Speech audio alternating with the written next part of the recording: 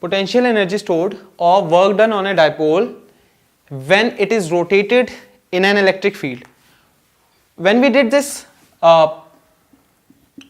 torque formula, when we derived a formula for torque experienced by the dipole, what we found out that whenever a dipole is placed in a uniform electric field, it is going to rotate according to the forces which is experienced by this dipole.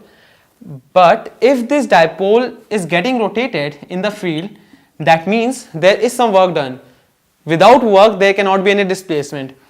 Normal displacement, circular displacement, angular displacement, it has to be backed up by some sort of work done or energy. Do you guys know that potential energy and work done, or any energy and work done, are always equal?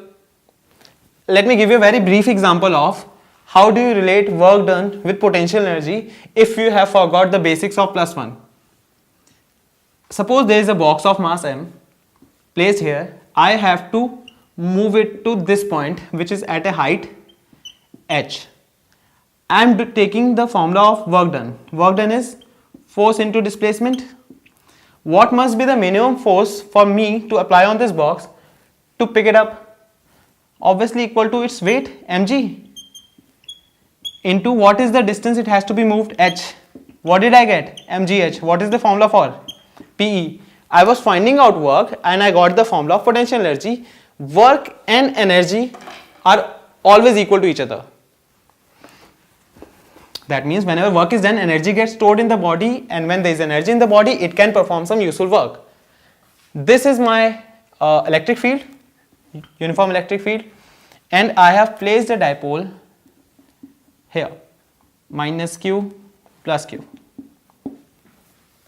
This dipole will undergo some rotational effect. What are the forces acting on this dipole? One force is in this direction, one force is in this direction. Let's say that this dipole is making an angle θ1 right now, θ1 with the dipole. After rotation, this is the dipole, it got rotated due to the applied forces. After rotation, consider this to be the final position of dipole. Minus q is here, plus q is here, and now it is making an angle θ2 with the electric field. How will we find out potential energy and work done? The simple method. Has anyone written the introductory line yet? Consider a dipole of charge plus q minus q and distance 2a placed in a uniform electric field E at an angle θ1. Let the dipole experiences a torque and rotates by an angle θ. I can do this work done from θ1 to θ2, but for that we will be needing the differentiation integration part. Why? When in physics, when we have to find out the complete value, we first take it out for the small portion and then we integrate it. So I'll follow this introductory line with one more sentence, that is, let us say the dipole is rotated by a very small angle d theta, and let dw be amount of work done. In simpler words, let dw be the work done in rotating the dipole by a small angle d theta. What is work? Work is force into distance. Force into distance or displacement. In case of angular things, it will be angular force into angular displacement. Don't write this sentence, I'm just explaining you. Angular force into angular distance. So therefore, my small work done would be, what was the angular force acting on this dipole right now? Torque, the angular force, into what is the small displacement? The angular displacement is d theta. That is what the line you wrote about. Consider dw to be small work done in rotating the dipole by a small angle d theta. So dw is equal to tau d theta. dw is equal to what is tau? Pe sin theta, d theta. Therefore, total work done would be integration dw, and by putting the limits you can find the value for whole. If I don't put the limits, I'll get a generalized formula. If I put the limits, for now what I have taken is from θ1 to θ2, I'll get the exact formula. This will be equal to Pe sin theta d theta from theta 1 to theta 2. What are the constants here? P and E. Integration theta 1 to theta 2 sin theta d theta. What is the integration of sin theta? Minus cos theta minus, I am writing here, cos theta from theta 1 to theta 2. So after this, medical students always do confuse about the formulas of integration and differentiation. In differentiation, what is sin theta?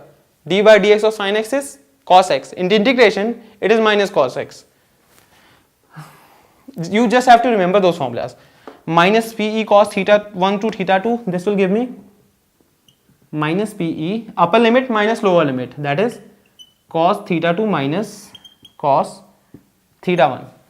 If I take the negative sign inside, the final answer would be Pe cos, this term goes first, that is this is negative, this one is positive, cos theta 1 minus cos theta 2. This is the total work done, and hence this is the formula for potential energy.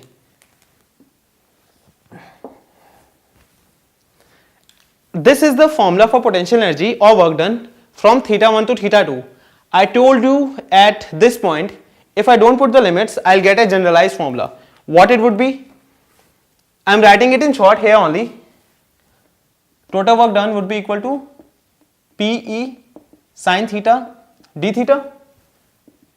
I'm not putting the limits right now. You might find this derivation in some of the books. So Pe is taken out, integration sin theta. This is integration, not the s of sine. Integration sin theta d theta. This will give me minus cos theta. Pe minus cos theta. That is U, which is equal to potential energies, minus Pe cos theta. What is this negative sign doing here? Formula is clear, Pe sin theta, sorry, Pe cos theta, but this negative sign shows that the work is being done on the system by the system. This work is being done on the dipole by the electric field. Now you figure out. So U equal to minus P dot E.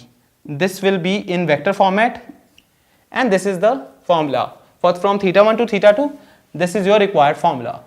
Here we finished the first chapter of electrostats, that is electrostatic forces and field.